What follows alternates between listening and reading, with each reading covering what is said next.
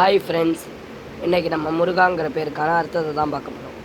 முருகாங்கிற பேருக்கு நிறையா பேர் பொய்யான அர்த்தத்தை வீடியோவில் போட்டிருக்காங்க. ஆனால் நான் சொல்ல போகிறது உண்மையான அர்த்தம். நல்லா கேட்டுக்காங்க. மு அப்படி என்றால் முன்மூர்த்திகள், சிவன், பிரம்மா, விஷ்ணு ஆகிய முன்மூர்த்திகள். ரு அப்படிங்கிறது முருகர் கழுத்தில் அணிஞ்சிருக்கக்கூடிய ருத்ராட்சம். கா அப்படி என்பது காக்கும் கடவுளான கணபதியை குறிக்கிறது. இப்போ அதோட முழு அர்த்தத்தை எல்லா அர்த்தத்தையும் சேர்த்து சொல்ல போகிறேன். நல்லா கேட்டுக்கோங்க.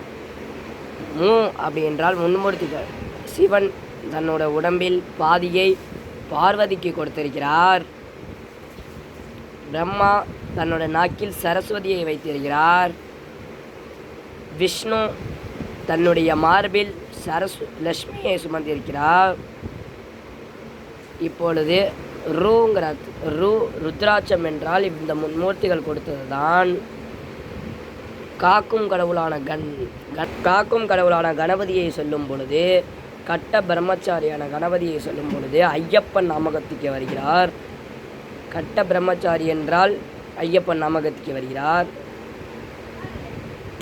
அப்படி என்றால் நம்ம முருகான்னு சொல்லும் பொழுது முன்மூர்த்திகளை மட்டும் இல்லாமல் அவர்களுடைய புதல்வியை மட்டும் இல்லாமல், அப்படி என்றால் அவர்கள் புதல்வியை மட்டுமல்லாமல் அப்புறம் கணபதி, கட்ட பிரம்மச்சாரியான கணபதி மட்டுமல்லாமல் முருகர் கழுத்தில் அணிந்திருக்கக்கூடிய ருத்ராட்சம் மட்டுமல்லாமல்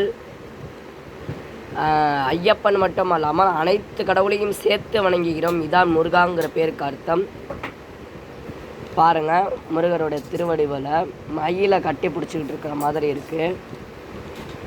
நன்றி, வணக்கம். லைக் அண்ட் சப்ஸ்கிரைப் பண்ணிடுங்க.